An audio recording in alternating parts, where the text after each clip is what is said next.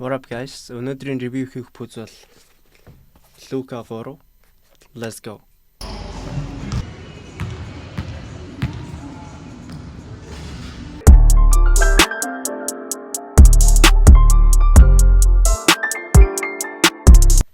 Okay, Luka 3 гарсан. Авсан. Хамгийн түрүүнд бодогдсон зүйл бол мэдээж энэ пүүз бүр маш хөнгөн болсон байлээ. Дээрэс нь бараг түрүү байхгүй.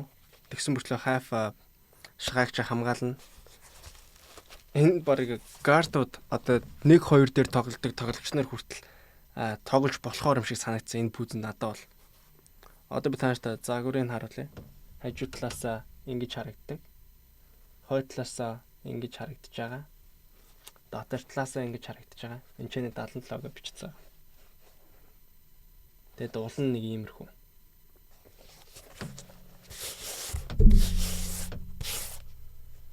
Одоо уулныхаа нээс ярьж байгаа. Одоо энэ хэсгээр бол энэ пүүз маань бүр маш сайн зурж илээ. Би бүр гайхсан 1-2 дээр тоглодог хүмүүс энэ пүүзтэй бол хангалттай тоглож болохоор болсон юм билээ. Энэ пүүз хөнгөн болсон, маш сайн зуралтай болсон. Тэгээд одоо би танарт урагшаа хоошоо хэр сайн зурж байсныг дараах бичлэгээр харуулъя.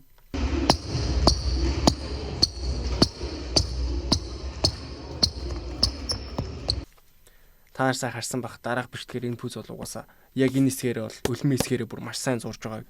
Одоо би танарт баруун болон зүг чигсэлт зуралт хэр сайн байсныг бас дараах бичлэгээр харуулъя.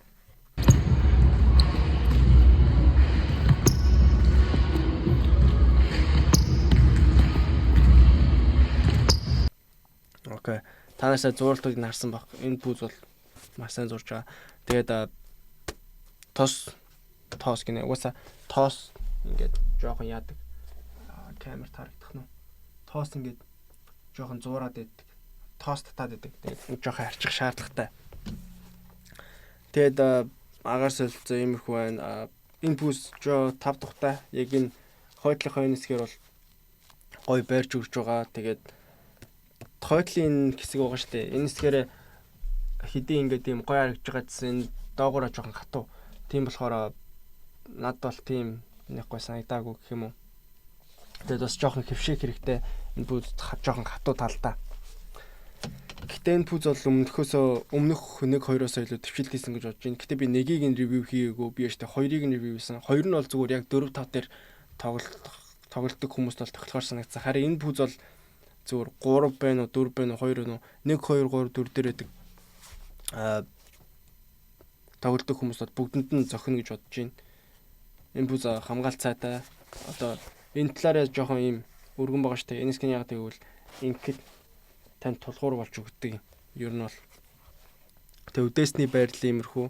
Лукагийн лого. Сая тэгээд би бол саяны плей-оффоор Лукаг бол дэмцсэн. Лукаг бол би баг зүрхний раундаас нь л карьер төрөйг бүр дэмжээл хөрх юмтад. Тэгээд